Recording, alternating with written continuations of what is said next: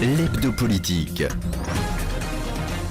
De retour dans l'hebdo politique pour tirer les enseignements des municipales, je suis en compagnie de Jean-Michel Fourgousse, maire d'Elancourt, et Philippe Chevrier, secrétaire départemental du Front National.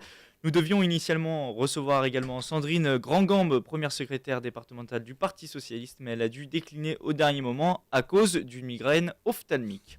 Ensemble, nous allons à présent évoquer l'avenir de la Casquie, la communauté d'agglomération de Saint-Quentin en Yvelines, à gauche depuis sa création en 1973 et qui vient de basculer à droite. Désormais, la droite, c'est 25 sièges au conseil communautaire et 23 pour la gauche. Robert Cadelbert, le futur ex-président de la communauté d'agglomération qui va quitter son poste le 4 mai prochain, espère lui ne pas retomber dans une présidence partisane. Mon sentiment, vous savez, on a vécu avec 2 voix de majorité dans des fausses majorités d'ailleurs, parce qu'on ne sait pas des fois très bien où sont les majorités dans ce type de relations, hein, parce que c'est d'abord une gestion des communes. L'intérêt des communes, les maires portent la démocratie du projet communal qu'ils ont fait voter dans leur commune. Et il faut qu'au niveau de l'intercommunalité, on trouve le plus grand dénominateur commun dans tous ces projets. Et à Saint-Quentin-de-Yvelines, on n'a jamais fait quelque chose contre le projet d'un maire. C'est le respect, ça. C'est le respect, mais c'est la dynamique du faire ensemble, ensemble et vivre ensemble et s'enrichir de nos différences. Voilà. C'est ça la réussite de Saint-Quentin-Yvelines et je ne doute pas que les élus qui seront dans le nouvel exécutif auraient la même vision de le faire gagner, de continuer à gagner Saint-Quentin-Yvelines. Moi, je leur souhaite même de faire mieux que ce qui était fait aujourd'hui, ce qui sera peut-être un peu difficile parce que la barre est haute, mais c'est ça la réalité, c'est une méthode de travailler ensemble qui a porté ses fruits à Saint-Quentin-en-Yvelines. Jean-Michel Fourgousse, la Casquie qui bascule à droite, qu'est-ce que cela va changer, concrètement ? Alors, d'abord, par rapport à ce qu'a dit M. Cadelbert, M. Cadelbert, moi, j'aurais revoté pour lui si c'était représenté, compte tenu qu'on avait fait évoluer. Au début, il y avait quand même un modèle assez... on était exclus du bureau. Sous Nadeau, c'était trotskiste, Nadeau. Il le disait lui-même à la radio. Il était fier d'être trotskiste. Trotsky a quand même fait plus d'un million de morts. Mais bon, on garde le sens de l'humour. Donc, Cadelbert, c'était quand même un progrès, une ouverture. Donc, on a eu, après, chacun un poste de vice-président. Bon, c'était quand même une ouverture. Mais après est arrivé l'extrême gauche Hamon. Hamon, donc, avait fait tout un montage. Hamon, ministre socialiste. Tout un montage. Oui, mais enfin, c'est l'extrême gauche. C'est la gauche de la gauche, c'est l'extrême gauche. Bon, alors. Je tenais à préciser quand même. Non, mais on dit de l'extrême gauche du Front National. Écoutez, utilisons les mêmes mots. C'est pas, on n'est pas, vous voyez. Vraiment, concrètement, qu'est-ce que ça va changer une Casquie à droite ? Monsieur Hamon lance une opération contre M. Cadelbert, passe un accord avec M. Deligné. Pour dire, je te donne un poste de sénateur et tu plantes. Cadelbert, tu ne le mets pas sur ta liste et donc Cadelbert se fait dégager dans des conditions. Pour les auditeurs qui écoutent l'émission, qu'est-ce que ça va changer pour eux ? On se retrouve avec la stratégie de M. Hamon qui dit j'arrive, je prends la Casquie si je suis élu et je vire, j'exclus toute la droite. Voilà, on ne gouvernera qu'entre gens de gauche. Bon. On a entendu le message, visiblement, le message est entendu par les électeurs. Et je pense que ça a joué aussi, effectivement, ça a dû nous aider quand même à passer. Parce que l'archaïsme, et puis surtout le sectarisme de M. Hamon, c'est insupportable. Qu'on le mette à l'éducation nationale est insensé. Mais bon, c'est la droite aujourd'hui. La droite a gagné, Casquie. peut-être grâce au sectarisme de M. Hamon d'ailleurs. Bon, nous en tout cas, on va essayer de trouver le meilleur équilibre possible. On les rencontre demain, d'ailleurs nos amis de gauche, nos collègues de gauche. Bon, on va essayer de trouver le meilleur système. Maintenant, c'est compliqué parce qu'on est dans une phase où dans 2 ans, on va réouvrir le périmètre de la Casquie. On va faire rentrer certainement Plaisir, s'il le souhaite, Les Clés, Villepreux, Maurepas. Donc, possibilité d'ouverture. Oui, mais bien sûr, mais tout ça, nous, on est ouverts. On n'est pas le Parti Socialiste qui vient de refermer un peu plus son gouvernement, là, de peur il n'y a plus que des militants, il n'y a plus aucune ouverture sur l'extérieur, sur la société civile. Nous, on ouvre, et c'est comme ça qu'on gagne. Il ne faut pas avoir peur, il faut être en prospection, en conquête, en ouverture, en tolérance. Donc nous, on a un système le plus ouvert possible. Maintenant, attention, c'est un accord. Il faut aussi que les socialistes trouvent un consensus, parce que c'est soit on fait pas de un présidence système de partisane, vice-présidence avec eux, soit là ils sont trop en dehors, ils veulent rester dans leur système militant partisan. Ils sont très partisans. La gauche française est la plus partisane, je veux dire, en Europe. Bon, donc soit ils sortent de cet esprit partisan, ils peuvent bosser, soit effectivement, voilà, on a plusieurs hypothèses, on va en discuter demain en tout cas avec eux, mais on veut trouver le meilleur consensus possible, bien sûr. En tout cas, on ne saura pas ce que ça va changer. De style Cadelbert. À la tête de la Cadelbert, je ne voulais pas le virer, monsieur Hamon voulait le virer, il l'a viré, c'est vrai, mais en même temps, c'est pas lui qui a gagné, c'est dommage, bon, enfin, c'est dommage pour lui. Philippe Chevrier, d'un point de vue de votre parti, vous voyez comment ce basculement à droite? Pour vous, ça va rien changer? Pour les Saint-Quentinois non plus? Écoutez, j'espère que ça va changer pour eux. J'espère qu'il y aura moins de gabegie, que la droite va regarder un peu mieux les dépenses, puisque d'ailleurs ils nous disent tout le temps qu'il faut regarder les dépenses, donc j'espère qu'ils vont le faire. Voilà, bon, à part ça, moi j'ai pas de remarques particulières à faire sur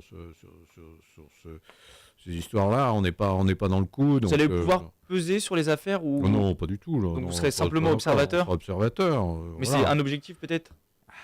D'être observateur, c'est fondamental. Parce que non seulement on va être observateur pour nous-mêmes, mais surtout pour les habitants. Et on va effectivement les informer. Parce que, bon, jusqu'à présent, il y a pas mal d'opacité sur les budgets des communautés de communes d'une manière générale et des communes aussi. Donc voilà, bon, on jouera ce rôle-là. Jean-Michel Fourgousse, vous étiez pressenti pour prendre la présidence de la Casquie. Finalement, c'est Michel Laugier, maire de Montigny-le-Bretonneux, qui devrait être choisi. Pourquoi? Une raison particulière? Non, mais simplement parce que moi, je suis aussi, je dis, bon, je serai sur les listes européennes. J'ai aussi, bien entendu, encore des engagements nationaux. Donc, en plus, surtout avec l'impopularité du gouvernement socialiste et bien sûr, c'est le problème. M. Hollande, il avance, il est mort. Il recule, il est mort. C'est sûr que c'est compliqué. Donc, sur la France est bloquée. Bon, donc voilà. De toute façon, moi, je travaille aussi au niveau national pour essayer de préparer un programme économique pour sauver ce pays, pour éviter que les entrepreneurs partent, pour éviter que les capitaux partent. Voilà, donc Michel Laugier aura plus de temps que vous. L'intelligence en France, et notamment construire au travers de la Casquie un projet de Silicon Valley, de préparer la première étape de la Silicon Valley qu'on veut construire. C'est ce que vous voulez faire. Et donc là-dessus, moi j'aurais certainement d'ailleurs, je préfère un poste d'une première vice-présidence. Que M. Laugier prenne la présidence, que moi j'ai la première vice-présidence, notamment sur le développement économique, sur tout ce qui est finance, économie, développement économique, pour préparer cette étape de création de haute valeur ajoutée. Mais haute valeur ajoutée, vous savez, des ingénieurs, vous voulez créer un ouvrier, une sorte de Silicon Valley, et attirer la meilleure R&D, la meilleure intelligence, les grandes écoles, les plus belles entreprises, voilà, les talents. Et en même temps, attention, quand vous créez comme ça des nouveaux produits, des nouveaux services, vous générez de l'emploi partout. Ça va tout le monde. Une femme de ménage, un cuisinier, un ouvrier, un technicien, un ingénieur, voilà. Il y en a pour tout le monde. Mais c'est la meilleure réponse au premier problème français qui est l'emploi. Il faut produire de la richesse dans le secteur marchand et il faut savoir créer de la richesse. Les socialistes ne savent absolument pas créer de la richesse. C'est leur problème principal. Ils ne savent que créer des nouvelles dépenses publiques et donc des nouveaux impôts. Nous, on va inverser ça, des nouveaux emplois marchands et donc baisser, ce qui entraînera la baisse, bien sûr, des impôts. Avant de se quitter, un mot du remaniement gouvernemental. Exit Jean-Marc Ayrault à la faveur de Manuel Valls. Un mot, peut-être, Philippe Chevrier, sur ce remaniement. Est-ce que c'est un remaniement qui va mener la France dans le bon sens ou pas? La politique se fait à Bruxelles. Je crois qu'il est temps que les Français s'en rendent compte. 80% des nouvelles lois viennent de Bruxelles. Bon, très bien. Donc, ce changement de gouvernement, et même d'ailleurs si on était passé à l'UMP, pour nous c'est exactement la même chose. Au niveau de la gestion nationale, c'est exactement la même chose. Ils dépendent tous de l'Europe avec un objectif. Il faut ramener le déficit public à 3%. Donc, je ne dis pas qu'il ne faut pas le faire d'ailleurs. La priorité c'est une autre chose. Mais c'est une obligation. Donc c'est une obligation extérieure. Donc voter à 90% par des étrangers quand même. Donc parce que la France, il faut quand même le dire aux Français, ça. C'est pas l'Europe, c'est pas la France en plus grand. La France dans l'Europe, c'est 11 à 13% de droit de vote. Voilà. Il faut que les gens se rendent compte. Donc en fait, tout ce qui sort de l'Europe, c'est à 87% étrangers. Donc voilà. Pour vous, on sort de l'Europe et après on réglera les problèmes de la France. Mais bien entendu, parce que d'abord, au niveau du refinancement de la dette, avec la Banque de France, ça nous permettra, en annulant la loi de 73, de retrouver 45 milliards immédiatement. Enfin, pas immédiatement, mais surtout le mandat. Donc déjà, c'est quand même important, c'est la moitié du déficit, excusez du peu. Bon, et ensuite, 7 milliards aussi récupérés, parce que, bon, voilà, de contributions positives à l'Europe. Donc ça fait beaucoup, plus l'immigration, etc., qui nous coûte quand même la bagatelle de 60 milliards, cette chance pour la France qui nous est vantée par le Parti socialiste. Donc voilà, donc vous voyez, les solutions, on les a, il suffit de les mettre en marche. Mais tant que ces partis de gouvernement, la droite et la gauche confondues continueront à obéir à Bruxelles, je vous dis, en 2015, 100%, la dette de la France sera 100% du PIB. Que ce soit la droite ou la gauche. Jean-Michel Forgous, pour conclure cette émission, je voulais avoir votre avis sur la nomination de Benoît Hamon au ministère de l'Éducation, votre meilleur ennemi, entre guillemets, puisqu'il vous avait ravi votre siège de député. Écoutez, il n'a pas ravi la victoire, en tout cas, 2 ans après, visiblement, ni dans sa circonscription, ni à la Casquibon. Donc voilà, il faut relativiser. Voilà, on verra s'il y a de nouvelles élections. Voilà. Non, simplement, je peux regretter effectivement que quand même c'est un des ministres, entre guillemets, qui vient de l'extrême gauche, qui est proche de Besancenot, qui, à chaque fois qu'on lui demande ce qu'il faut changer, c'est le salaire des patrons. Bon, voilà, c'est attaquer les patrons toujours, enfin, c'est l'anti-économie de marché. Il est pour l'économie sociale et solidaire. C'est une économie où il n'y a pas de profit. Bon, c'est l'exemple d'Envie, par exemple, la Trappe. Bon, voilà, lui, son modèle économique, c'est le communisme.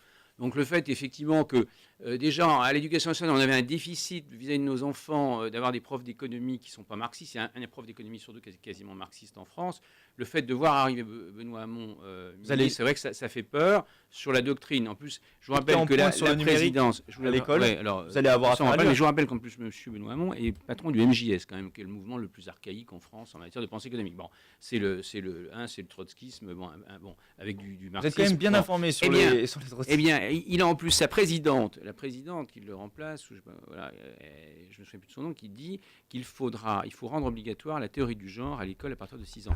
Mesdames, messieurs, on fait rentrer M. Hamon, qui a comme principale collaboratrice quelqu'un qui veut rendre obligatoire à partir de 6 ans la théorie du genre. Vous apprenez que votre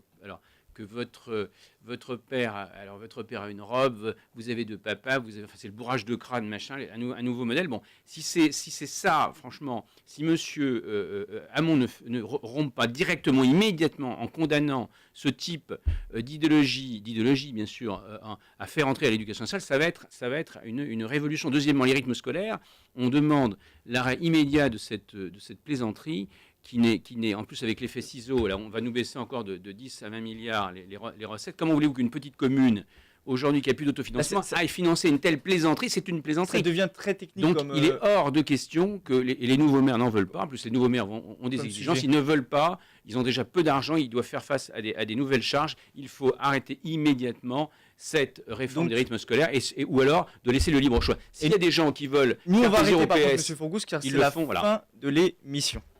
Donc on arrête là. L'hebdo politique, Nicolas Kirillovitz. Dommage, j'aurais pu lui dire que pour une fois j'étais d'accord avec lui. C'est la fin de l'hebdo politique. La semaine prochaine, je recevrai un tout jeune élu puisqu'il s'agit de Grégory Garestier, maire de Maurepas. Bonne semaine à tous et n'oubliez pas, vous pouvez retrouver cette émission en podcast sur notre site radiosensation.fr.